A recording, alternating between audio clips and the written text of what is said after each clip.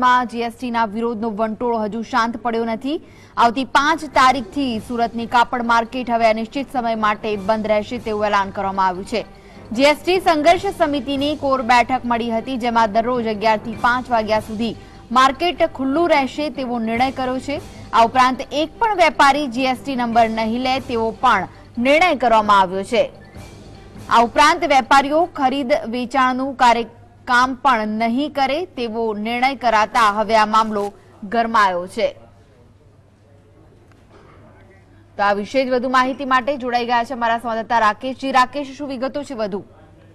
જી કૃષ્ણ, આજરોજ Surat textile GST સંઘર્ષ સમિતિ કોર કમિટી તેમજ ફોસ્ટાની એક સુરત ટેક્સટાઇલ માર્કેટ ખાતે મીટિંગ મળી હતી, જેમાં જીએસટીના મુદ્દાને લઈને અનેક ચર્ચાઓ થઈ હતી। આગામી 1 જુલાઈથી 4 જુલાઈ સુધી તમામ વેપારીઓ 11 થી સાંજના 5 વાગ્યા સુધી દુકાનો તો ખુલ્લી રાખશે, પણ કોઈ પણ પ્રકારનો ધંધો કે વ્યવહાર નહીં કરશે। તદુપરાંત 5મી તારીખ સુધીમાં જો સરકાર કોઈ સંતોષકારક જવાબ નથી આપતો તો 5મી જુલાઈથી અનિશ્ચિત કાળની મુદ્દતની હડતાળ પર પણ ઉતરવાની ચીમકી વેપારીઓ દ્વારા ઉચ્ચારવામાં આવી છે।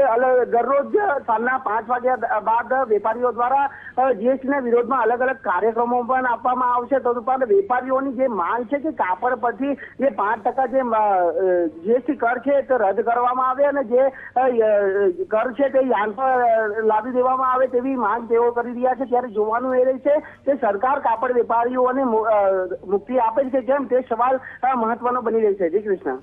જી, આભાર રાકેશ માહિતી આપવા માટે।